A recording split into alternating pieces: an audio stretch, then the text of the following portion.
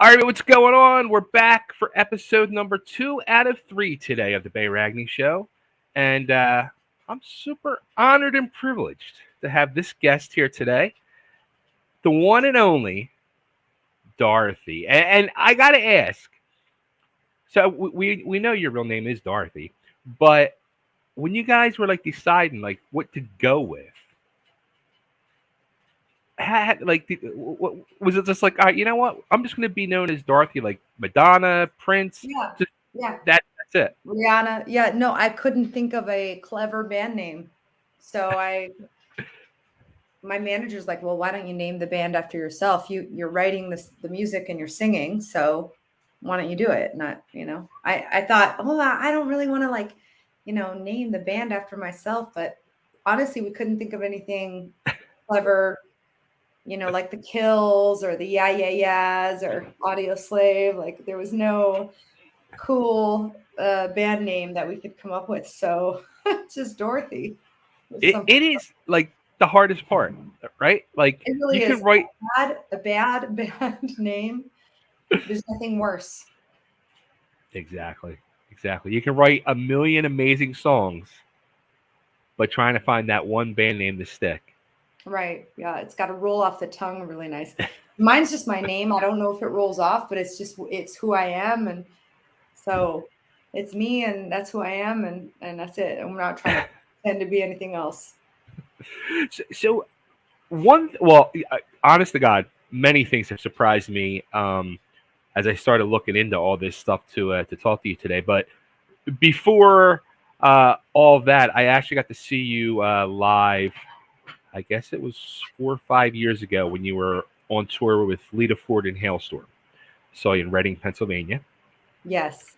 Oh, yes. I remember that show. Great show. All threes kicked my ass and blew me away that night. But believe it or not, one thing that blew me away even more than the music was after your set, you know, walking around the arena, and you were like just out at the merch booth with the band, meeting all the fans. And I was thinking to myself, holy hell. I mean, we're like in a 10,000 seat arena, and it's not like we're in a club with 1,000 people, 500 people. We're with 10,000 people, and she's out here meet and greeting, taking pictures, and I couldn't Yeah. believe it. Yeah, we're the opening band and we really wanted to get to know we had so much fun. We really wanted to get to know like the fans and the Hailstorm fans are the best, the most supportive. Them and Breaking Benjamin and all the hard rock fans, honestly, they're like the most supportive. They feel like family to us. That's why we wrote Black Sheep on this record was for them and for Okay. all the rock people that bring their kids to the show and all that. So my tour manager at the time, Candace, she was like, you should go out to merch and meet people and, sign autographs and take pictures with people. So I did it. And it was so much fun. Like, it's really like it encourages you. It makes you feel like, okay, it pumps you up. Like, when you're feeling down and you remember like, oh, that time at merch, I met those 20 people and they were just like, we loved you, the show. It keeps you going. And it's like, they help us more than we could ever help them. That's awesome. That's freaking awesome. Yeah, I was just blown because as you can tell by the grays, old school. So I'm thinking when I would go to like the arena rock shows of the '80s and '90s, um, you would never ever see an artist that was on stage at the merch booth. No, right? Yeah, no. What that mystery, that's cool. And I feel like nowadays, since everybody's famous and everybody has Instagram and everybody's an influencer and has access to social media, there's no mystery anymore. There's no Michael Jackson, there's no Prince, Right. there's no Whitney Houston, so I like to try to balance it. I do a little bit of that, but also it's good to kind of be a little private and have your privacy and it's good to have that. So it's hard to find artists that are like not honestly, are there any true rock stars anymore? That's a good question. Yeah, it is, right? Who cares though? Like all I want to do is write good songs and have albums that people really like and they listen to for years and years and years. So I'm not concerned with being that. And if by default you become that, great. then that's your journey in life. But it's pretty interesting how like now I remember Linda Perry told me, yeah, Instagram is for not famous people that want to be famous. Like that's what they made it for. You know, now everybody's got something to say and got a thing. So I would love to know what she has to say about TikTok. probably hates it. I haven't talked to her in a while. She probably hates it. That's one like I literally had to delete it off my phone after two. I said I can't believe I can't, yeah. that people are sitting here watching people lip syncing and talking to like what is going on? I don't want to go But on a tirade. they think it's important. These kids, they really do. They think it's really important. And, you know, I would rather focus on putting a lyric in a song that helps somebody, you know, who's really struggling. Exactly. That's important to me. And so that's what I try to do. And yeah, they really do. Like I get pressured all the time. Do this TikTok, do this trend. I'm not going to follow trends. I'm not going to watch what I say either. Like I'm not afraid to speak my mind and like I know we're super divided and everyone's afraid of voicing their opinion, but this is Right. America and I came here from Hungary in the 80s to you know, my mom and I to have a new life and you know, I'm not afraid to speak my mind and I think that I'm a 90s kid. Like I grew up in the 90s buying CDs, listening to Nirvana and Audio Slave and Linkin Park and you know, and I also, as a kid, I grew up listening to like classic rock and Motown and Okay. old, like Johnny Cash and Dolly Parton and Nice. CCR and Leonard Skinner. You know, so like I didn't grow. I don't know what's going on, but I'm just going to continue to try to make good songs and put out cool things that you can buy, like things that you can touch. You know, That's not badass looking right there. hey, this is our just our limited edition vinyl. I was very specific about the color scheme, you know, and I want people to have stuff that they can touch and not just download. Right. Internet's great, technology's great, but you know, I remember buying CDs and going, "Oh, I'm gonna go get this used like Offspring CD for $5 and pop it into my car CD player." And it was like, that's the music I grew up on. It's like the interview I did earlier this afternoon. Like I had to pull out like I have the old vinyl still. Who is that? So this is a band. They were from New York called Sweet Pain, Ooh, and I love they that did artwork. like they did the one album, and I find out like he worked behind the scenes at Combat Records, and they said we need a glam band. You're now the singer. Put it together, and they gave him a full deal, and they paid for everything. And he was like, dude, I couldn't sing. I didn't know how to write music, and next thing I know, I have a record deal, and I'm putting an album out. Who knows where life's going to take you? I don't know. Exactly. I might become a Exactly. pastor. I have no idea. But okay, something that did shock me though. So when I start diving into the world of Dorothy, how the hell did you get signed to Jay Z's record label? So I was kind of like floating around Los Angeles and not sure what I wanted to do with my life. And I was in this I want to say pretty emotionally abusive relationship. And my stepdad was sick with cancer for a year. And when he passed Okay. away, I came home, cleaned out my room and cleaned out my closet and stuff. And this binder that had all these like music industry contacts, kind of this piece of paper floated down in front of my eyes. And it said, you know, Chris Anacute, Motown Records. Shout out to Chris. He did Katy Okay. Perry. Okay. And George Robertson, Interscope Records, and all these A&Rs that I started texting. And I'm like, I don't know what I'm going to do with my life.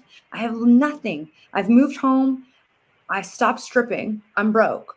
And I want to be an artist. I don't know what I'm going to do with myself. So I went home and I saw this. It was like a gift from God. Like it just kind of, I started texting people, and George was like, "Hey, do you have a video on YouTube or anything that shows that you can sing?" And so I made a stupid video real quick. I don't even know where it is. It's so embarrassing.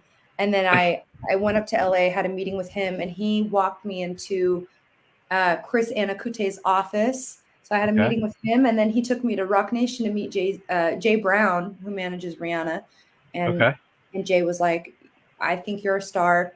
I think you're super talented." After we had written a few songs with Mark and Ian. So we did After Midnight. We shot the video. It was no budget. It was like in a rehearsal space, super guerrilla style shoot. Okay. We did this and we showed him, and he was like, well, I think Rihanna wants After Midnight. And then she was like, no, I can't sing that. Like, she sings it the way it's supposed to be sang. And that was a really big compliment. And so, so they were like, okay, well, we want to give you a publishing deal and a record deal. And so that's what happened. And then we kind of formed the band with the producers, and we started looking for guys in LA. And so I'm friends with a lot of musicians in LA. Like Elliot's been with me for like 7 years now, in and out. He plays bass for so many people like Corey Taylor and Okay. the Eries and stuff. So like, it's cool. We have all us musicians in LA. Most of us get along, and most of us are friends. And But there's a few. there's a few that are not, but like, There's okay, well, always a few. you're welcome to be friends with us anytime. You want to pull your head out of your ass, that's fine. But that's all right. So, did you get to like deal with Jay-Z at all, or meet with him, discuss anything with him? I'm Or sure he oversees a lot of the business. I'm sure he's got teams for that as well. I met him a couple times, and he's like, I know what you're doing, and it's really cool. And he's super supportive of music that kind of is meaningful and helps people. So, awesome. I love his music. And so it was an interesting collaboration, but here we are. That's awesome. Good for you. I mean, come on. Let's face it. Like, not many rock artists are signed to big labels. So when I saw that, I was like, holy shit! Like, freaking Jay-Z. I was like, okay. It doesn't necessarily mean you're guaranteed anything. I think like Oh, putting out good songs is first and foremost. but the fact that him and his people wanted to take a chance on you, I guess, to pretty much be like the face of rock for Roc Nation. I guess, and one thing they've been really awesome with and great with is like the licensing. So putting our songs on film and television so that a Right. broader audience can hear it, which, and also the royalties you get is another way to make money. It's another aspect of the business, because streaming doesn't pay Right. very much. So that was really cool. They've got a pretty wonderful staff, New York, LA based, and they've been really kind to us. They've been really great. That's awesome. Mm-hmm. I guess that's like a huge benefit too, because as everybody knows, like Jay-Z's not just a musical star. He's a businessman. By the With way, multiple. and the Collision Course album with Linkin Park is one of my favorite rap rock collaborations of all time. It's great. I mean, if you haven't heard that album, that's amazing to drive around to. That's a very important factor right there. Yeah, you have to be able to drive through it. Yeah, and bringing people together and being open-minded and kind of like blending genres, which he's been so masterful at doing. I'm a huge fan of that album and of both artists. So I only hope that I can do something that cool in my career. I got faith in you. You're on the road there. You got this. What rap? I would love to do something with Kendrick Lamar, or who's out there that wants to fuck with rock. Well, I think more and more they are doing that. All those artists from, whether it's the pop or hip hop, they're trying to do some crossover stuff, which kind of confuses me, because I'm thinking to myself, like, we're very flattered. Yeah, like they want to do the rock. And it kind of happened at the same time with Stranger Things and Metallica, and the movies have such power. The movies and the film and TV arena of entertainment has such power, to put Metallica and Stranger Things and expose this young audience that wouldn't normally listen to like heavy metal to this band, where they can then start their journey and discover everybody else, is really cool. And I'm glad that they're doing that. Yeah. So it's good. I see. And what's great about a rock show is you have grandparents and then grandkids, like you have the whole family there. just came to me tonight. I swear to God, Saturday night, and she said, and she's 14, and she's been nothing up until about 6 months ago, nothing but like pop and music from musicals. She comes to me the other night with a list. She said, "I need you to put together a playlist for me," and it was like Metallica, Ghost, System of a Down, like all this heavy stuff. And I'm just like looking at her like, where the hell did this come from? It's awesome. Yeah, yeah.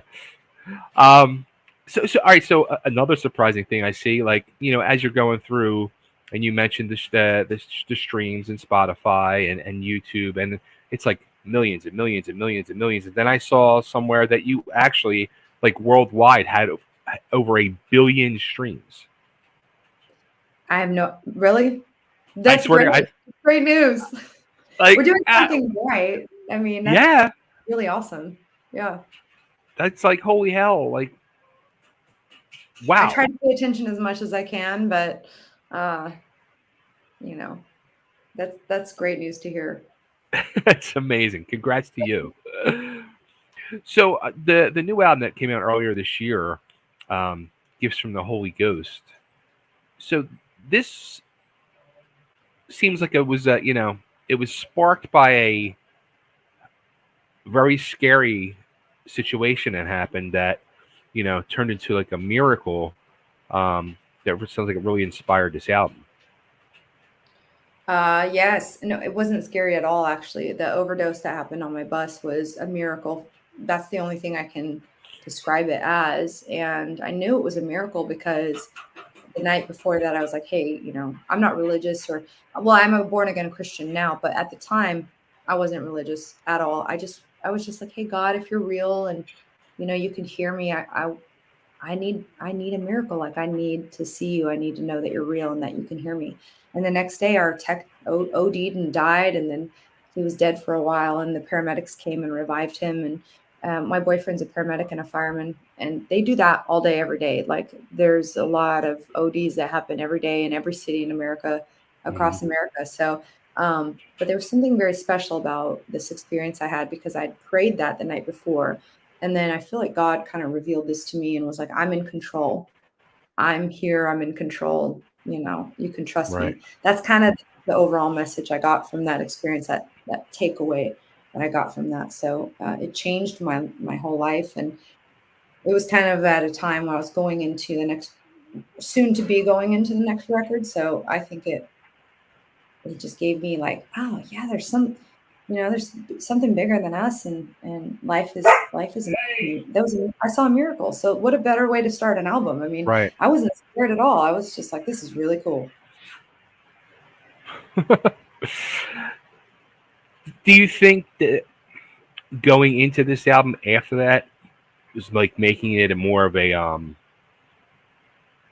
don't want to say personal album writing wise, but just just a whole different experience, like Oh, it was super personal. outlook. It's my most personal album.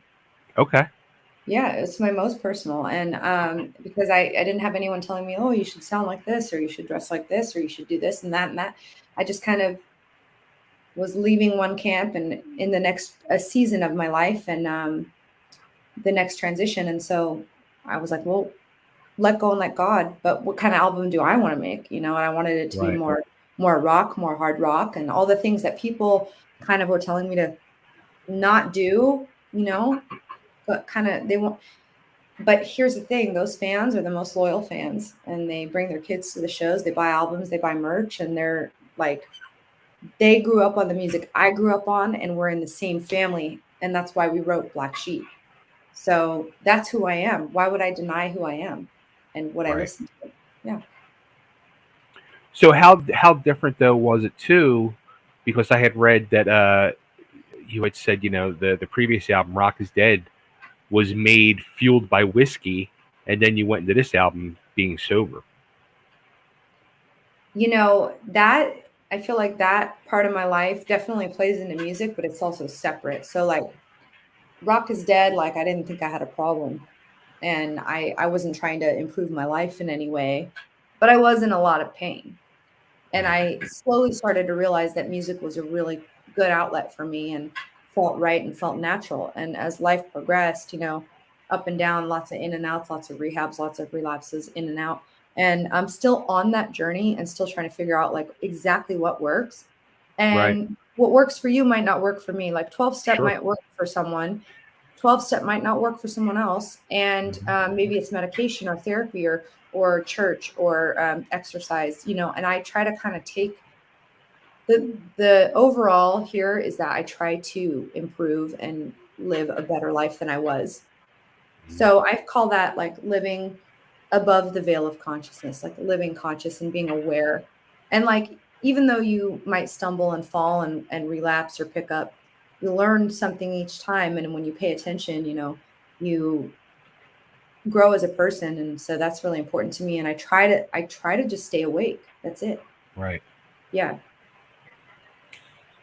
So recently, too, you guys released a live cover of a huge, huge song from brand newly inducted Eurythmics, the iconic song "Sweet Dreams."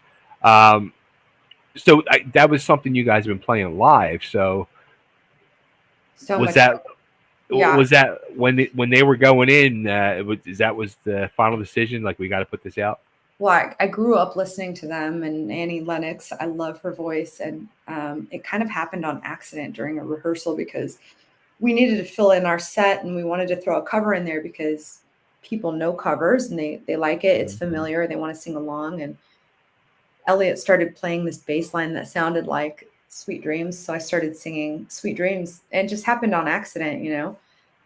So much fun to sing live. And it's a nice like break for me vocally, not to the pressure of like having your own songs, and trying to sound like the Sure. record and trying to like, do good at your own craft. Then like, oh, well, you all know this song, you can sing along with me. So it was a lot of fun to do that on tour. That's awesome. Do you know, or have you tried to like get your version to Annie's ears? Oh, we sent it to them. Oh yeah. Yeah. They liked it. Oh, awesome, awesome. Hmm. Yeah, you have to like, hello, like, come on, you inspired us. We love you. We love this tune. I mean, I couldn't, their version is the version. You can't really, you can try, but you can't come close. Oh, come on, don't sell yourself short now. You guys came close. It was freaking amazing.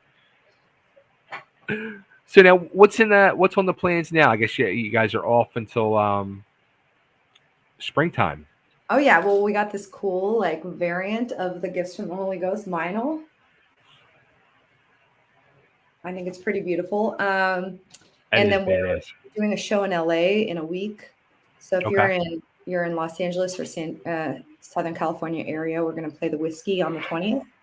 And nice. then we got some shows in April next year. I'm writing, I'm, bouncing around writing with people. I'm doing some cool collaborations with really respectable artists that have been pioneers in rock music. And that's really all I can say about that is they've asked me to do stuff with them. And of course, I'm like, well, I'm here to be of service. So let me know what song you want me to sing. And um, so Interesting.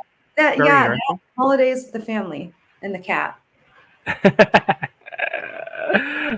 So okay, the beautiful vinyl you keep showing off over there, and everything else, merch and all. Where is the best place for everybody to find all that goodies, especially before Christmas passes? Oh, you can go to dorothyonfire.com. And that's our website. We have our tour dates. You can get links to tickets and also merch store. And drop us a comment on social media. Come say hi, and you can just find us on there. dorothyonfire.com. Awesome. And I'm going to ask my favorite track off the new album, "A Beautiful Life." Fill me in on "The Ooh, Beautiful Life." that's my most personal song. Okay, come on, talk to me. Spill it. So I wrote that with Jason Hook in Vegas. He had two song ideas, and I said, "Well, that sounds like a verse. That sounds like a chorus. Why don't you mash the songs together and you have one big rock song?" And so we did that. And like I'm taking notes while I'm listening to him play guitar, and I'm writing down lyrics and stuff. So some of my favorite lyrics on the record, and Jason's just awesome to work with. That's awesome. Very, very cool. I'm going to crank it up again after we get off here. Thank you. Dorothy, this has been a pleasure. Thanks so much for taking time out. Oh, It's been thank you. Happy a long holiday. time coming. Awesome. Yeah. Everybody go to DorothyOnFire.com. Get your goodies, especially before Christmas. Yeah. Merry Christmas. Happy New Year. You too. Take care. Bye.